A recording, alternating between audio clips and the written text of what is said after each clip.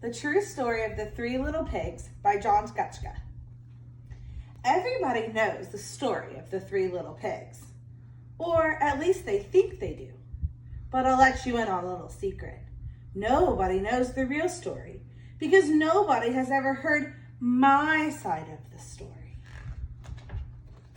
I'm the wolf, Alexander T. Wolf. You can call me Al. I don't know how this whole big bad wolf thing got started, but it's all wrong. Maybe it's because of our diet.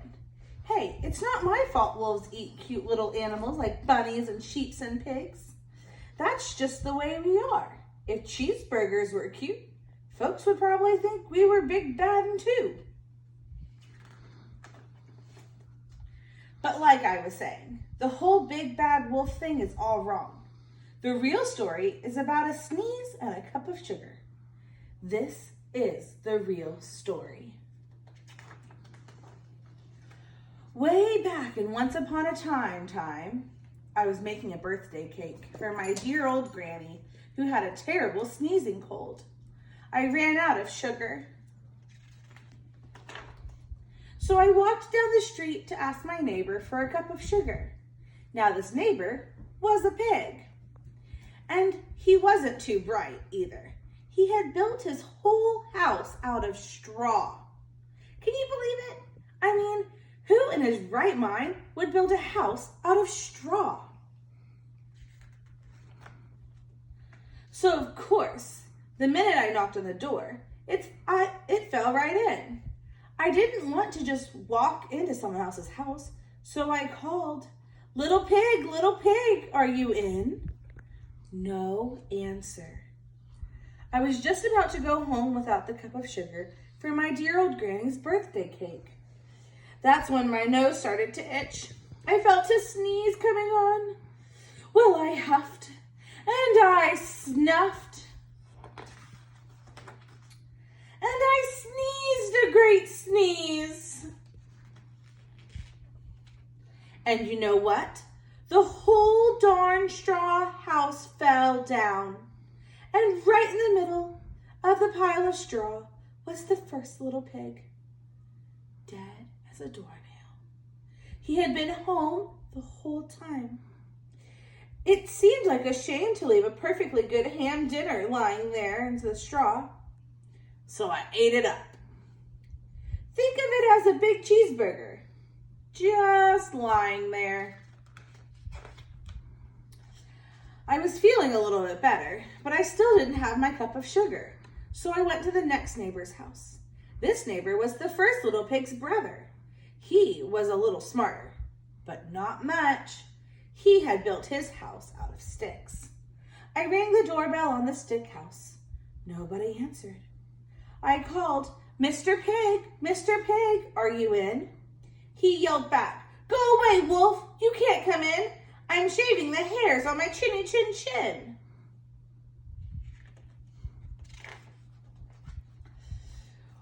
Well, I had just grabbed the doorknob when I felt another sneeze coming on. I huffed and I snuffed and I tried to cover my mouth, but I sneezed a great sneeze. And now you're not going to believe it, but this guy's house fell down just like his brother's. When the dust cleared, there was the second little pig, dead as a doornail. Wolf's honor.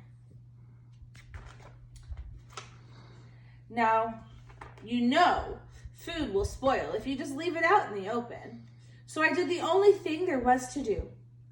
I had dinner again. Think of it as a second helping. I was just getting awfully full, but my cold was feeling a little better. And I still didn't have that cup of sugar for my dear old granny's birthday cake. So I went to the next house. This guy was the first and second little pig's brother. He must have been the brains of the family. He had built his house of bricks. I knocked on the brick house. No answer. Mr. Pig, are you in?"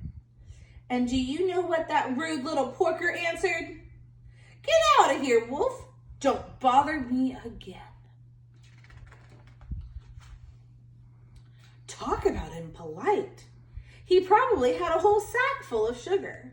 and he wouldn't give me one little cup for my dear sweet granny's birthday cake. What a pig. I was just about to go home and make a nice birthday card instead of a cake when I felt my cold coming on. I huffed and I snuffed and I sneezed once again.